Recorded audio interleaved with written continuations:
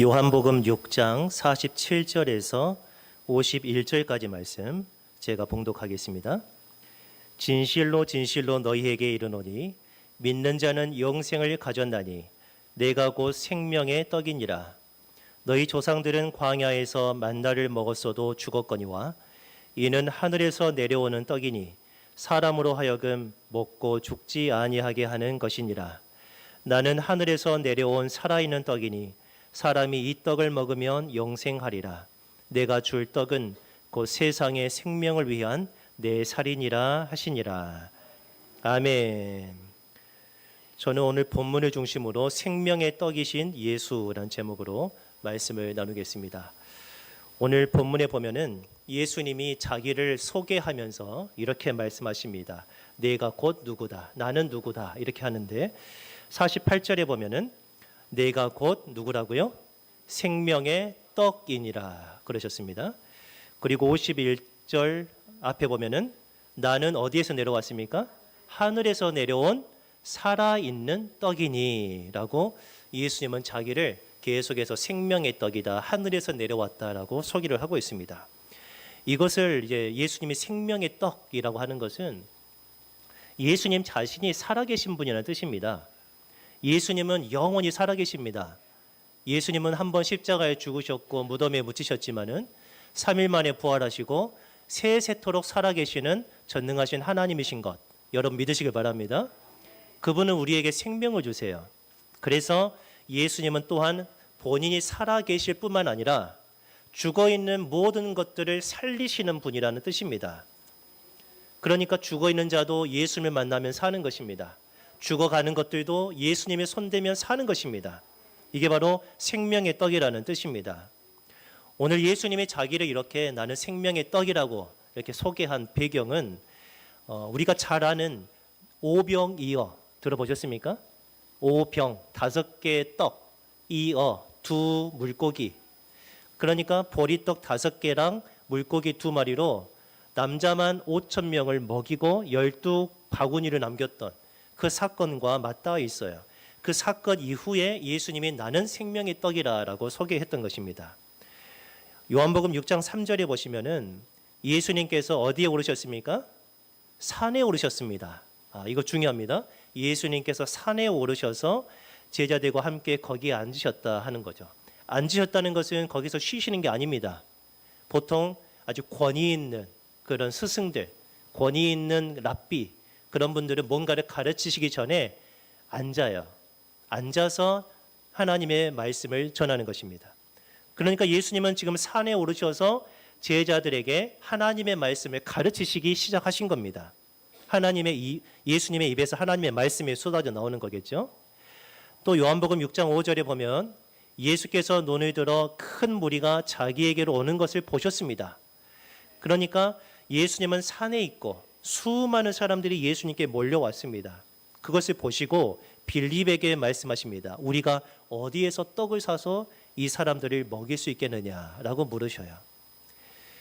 오늘 본문에는 구체적인 장소가 나오지 않았지만은 이 사건을 기록하고 있는 마태복음 14장에는 그곳이 어디라고 나왔냐면은 빈 들이다 나왔습니다. 빈 들. 빈 들은 아무것도 없는 들입니다. 좀 더 다른 말로 하면은 광야라는 뜻입니다. 광야. 이것을 정리하자면 이렇습니다. 지금 예수님은 광야 가운데 한 산 위에 앉으셨고 사람들은 이스라엘 백성들은 지금 광야에 지금 오고 있는 겁니다. 빈들에 쭉 와서 예수님을 바라보고 있는 것이죠. 그때 예수님은 산에서 하나님의 말씀을 아래에 있는 광야에 있는 이스라엘 백성에게 선포하시고 가르치십니다. 이렇게 하나님의 말씀을 예수님이 가르치시고 선포하신 후에 그리고 하시는 일이 뭐냐면은 보리떡 5개, 물고기 2마리로 남자만 5,000명을 먹이신 그 기적을 표적을 일으키신 겁니다. 여기서 아주 중요한 단어들이 있어요. 여러분 이걸 기억하시기 바랍니다. 먼저는 2 장소가 나왔습니다. 어디와 어디요? 하나는 예수님이 앉으신 산, 그리고 이스라엘 백성이 있던 어디요? 광야, 빈들입니다. 거기에서 예수님과 이스라엘 백성이 또 나오고요. 예수님은 말씀을 주시고 떡도 먹이시고, 그렇죠? 광야, 산, 이스라엘 백성, 예수님, 말씀, 떡, 이 6가지 단어가 굉장히 중요합니다. 여기서 이런 질문들을 할 수가 있어요. 예수님은 왜 광야로 가셨을까 하는 겁니다. 큰 무리가 자기를 따라올 것을 예수님이 아셨을까요? 모르셨을까요? 예수님은 아세요. 어딜 가든지 예수님은 기사와 표적을 일으키셨거든요. 예수님이 입에서 나오는 모든 말씀은 이때까지 들어보지도 못한 권위 있는 말씀이었거든요. 그러니까 사람들이 나사렛 예수가 지나가신다 그러면은 다 놓고 졸졸졸 따라가는 것입니다. 그 수많은 무리들이 예수님을 따라갔어요. 그것을 알면서 왜 아무것도 없는 빈들로 가셨을까 하는 거죠. 두 번째 질문이 이겁니다. 예수님은 왜 그 광야 가운데 있는 산에 오르셨을까? 왜 그 산에 올라가서 하나님의 말씀을 광야에 있는 백성에게 선포하셨을까? 그리고 예수님은 왜 그 광야에 있는 이스라엘 백성에게 떡을 먹이셨을까? 그냥 집으로 돌려보내시지. 왜 굳이 떡을 먹이셨을까 하는 것입니다. 광야에서요. 이것에 대한 대답은 예수님이 분명한 의도를 갖고 계셨다라고 말할 수 있습니다. 예수님은 분명한 의도를 가지시고 광야로 이스라엘 백성들을 몰고 가셨고요. 분명한 의도를 가지고 산 위로 올라가셨고요. 분명한 의도를 가지고 산에서 말씀을 가르치시고 마지막에는 떡을 먹이셨습니다. 어떤 의도일까요?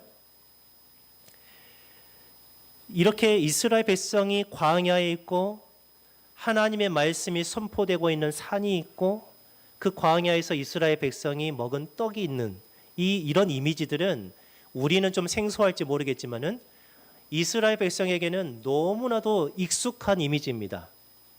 왜일까요? 아기 때부터 엄마 뱃속에서부터 들었던 말씀이거든요. 뭐라고요?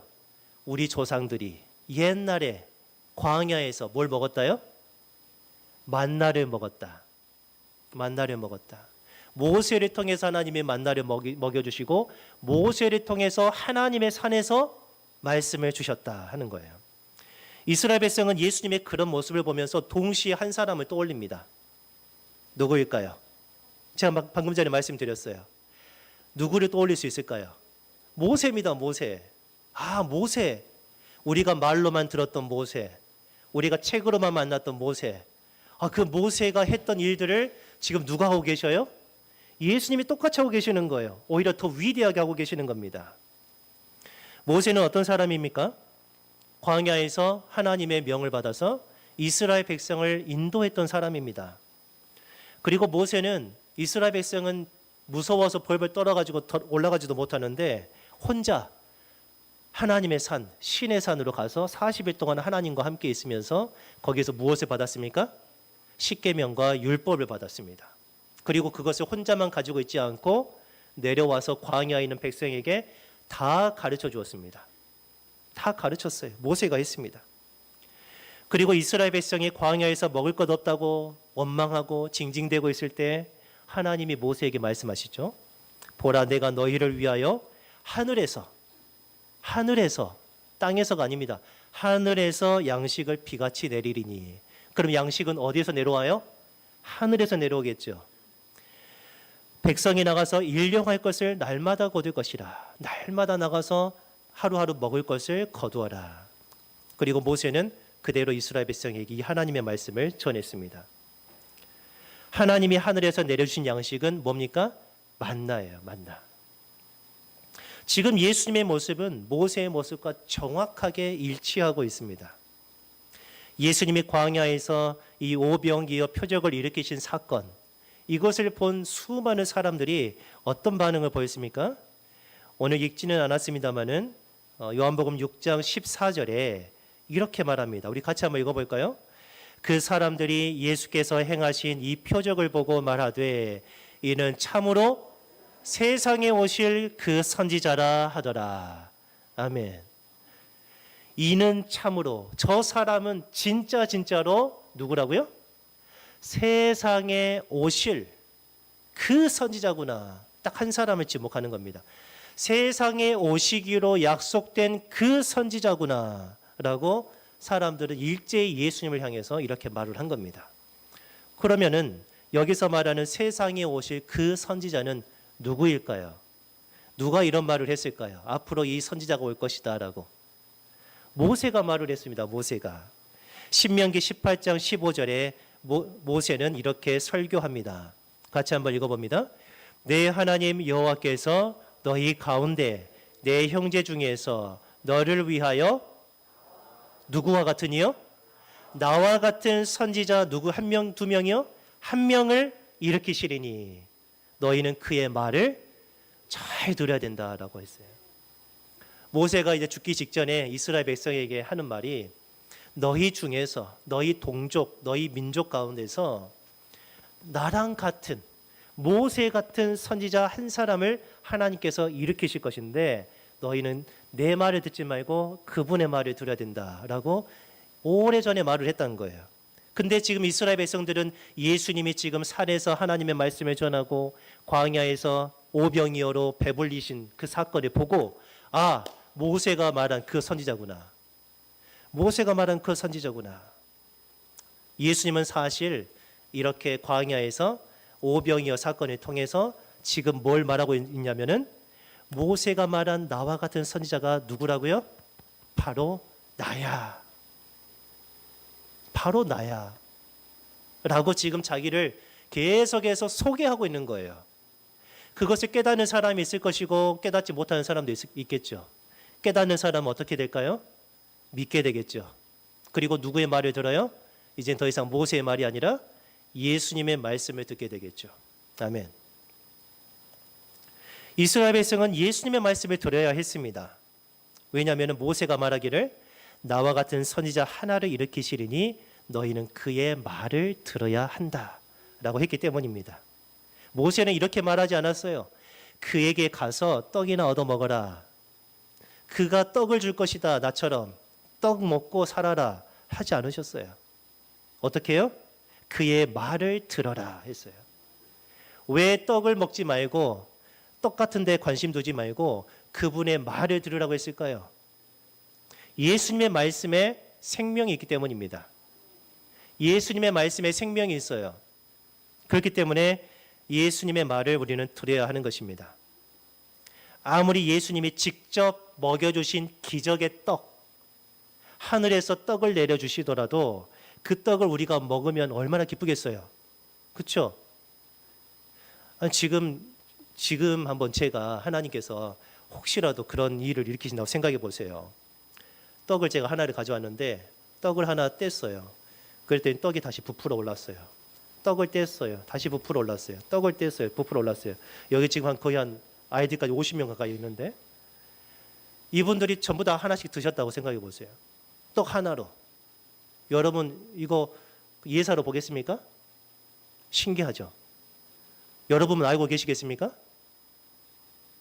나가서 전하겠죠. 칠전교회 오면 떡 하나로 50명 먹인다. 사람들은 믿지 않겠죠. 근데 예수님이 먹여주신 그 기적의 떡이라도 그 떡을 먹고 살지는 않아요. 그 떡을 먹는다고 해서 사람이 사는 게 아니에요.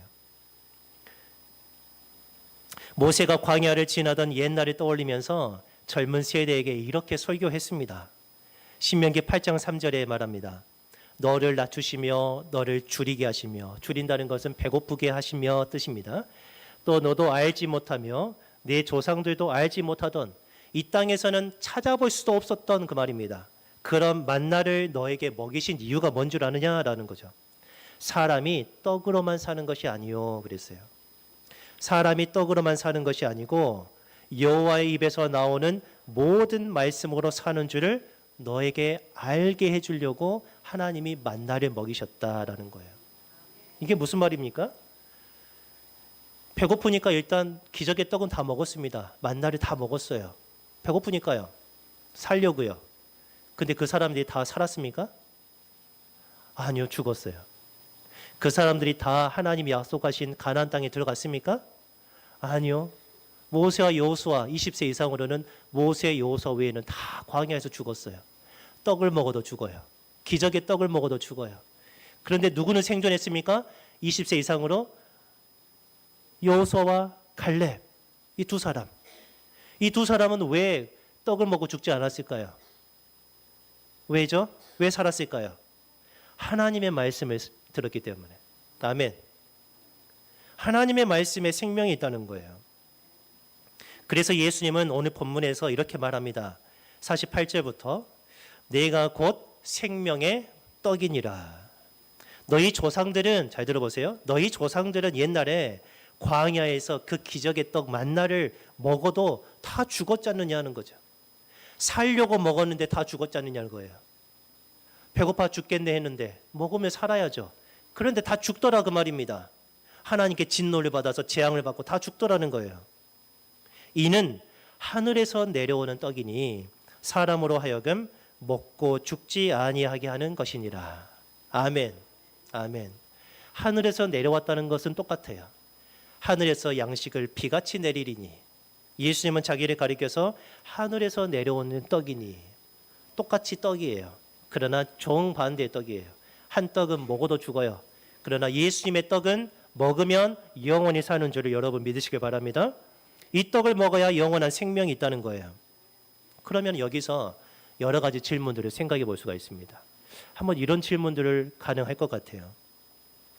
예수님이 생명의 떡이고 그 떡을 먹어야 영생이라면 우리가 어떻게 예수님을 먹을 수 있어요?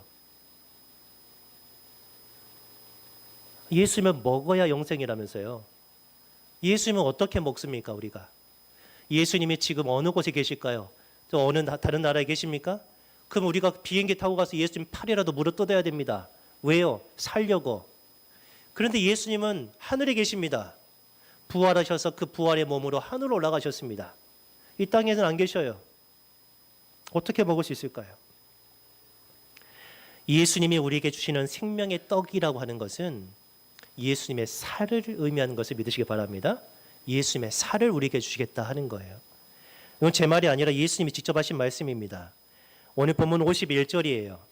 나는 하늘에서 내려온 살아있는 떡이니 사람이 이 떡을 먹으면 영생하리라. 내가 줄 떡은 곧 세상의 생명을 위한 무엇이라고요? 내 살이니라. 내가 너희에게 떡을 준다는 거예요. 만나 같은 그런 먹고 죽는 떡, 입으로 들어가면 뒤로 나오는 그런 떡이 아니고 진짜 생명의 떡을 주는데 그 떡은 내 살이다 그랬습니다. 내 살. 예수님의 살입니다. 예수님의 살이 생명의 떡이에요. 그러면 또 우리는 똑같은 질문을 할 수 있죠. 우리가 어떻게 예수님의 살을 먹습니까? 예수님의 살을 어떻게, 사람의 고기를 어떻게 먹을 수 있겠습니까? 같은 사람으로서. 그래서 유대인들도 이해가 안 되니까 이렇게 질문합니다. 52절입니다. 그러므로 유대인들이 서로 다투어 이르되 이 사람이 어찌 능히 자기 살을 우리에게 주어서 먹게 하겠느냐. 말도 안 된다 하는 거죠. 말도 안 된다. 예수님은 계속해서 이 유대인들의 대답에 반응하지 않으세요. 그리고 계속해서 자기가 할 말을 하세요. 53절부터 예수님은 말씀하십니다. 예수께서 이르시되 내가 진실로 진실로 너희에게 이르노니 인자의 살을 먹지 아니하고 인자의 피를 마시지 아니하면, 여기 하나 더 나왔어요. 이제까지는 살만 얘기했는데 이제는 피까지 얘기하시네요. 인자의 피를 마시지 아니하면 너희 속에 생명이 없느니라. 내 살을 먹고 내 피를 마시는 자는 영생을 가졌고 마지막 날에 내가 그를 다시 살리리니 내 살은 참된 양식이요 내 피는 참된 음료로다. 아멘. 참되다라는 뜻을 이렇게 이해하시면 되겠습니다. 여러분 아침에 식사하셨습니까? 네, 양식 드셨죠? 그게 참되다고 생각하십니까? 아니요. 기껏 길어야 한 6시간밖에 못 갑니다. 내게 만족을 주고 내게 힘을 주는 것은 고작 6시간이에요. 그래서 거짓된 것입니다. 그러니까 힘 떨어지면 또 먹어야 돼요. 그러나 참되다고 하는 것은 한 번 먹으면 영원하다는 거예요. 영원한 생명을 준다는 거예요. 56절에 내 살을 먹고 내 피를 마시는 자는 내 안에 거하고 나도 그의 안에 거한다 그랬습니다. 예수님을 우리가 먹었으니까 예수님은 내 안에 계시는 거죠. 살아계신 아버지께서 나를 보내심에 내가 아버지로 말미암아 사는 것 같이 나를 먹는 그 사람도 나로 말미암아 살리라. 이것은 하늘에서 내려온 떡이니 조상들이 먹고도 죽은 그것과 같지 아니하여 이 떡을 먹는 자는 영원히 살리라. 여전히 수수께끼 같은 말씀을 하십니다. 예수님의 살을 먹고 예수님의 피를 마셔야 영원히 산다는데 그게 도대체 무슨 말일까? 여러분 무슨 말입니까? 예수님의 살과 피를 어떻게 먹고 마실 수 있습니까? 그것은 이겁니다. 47절 한번 읽어볼까요? 47절 같이 한번 소리내서 읽어봅니다.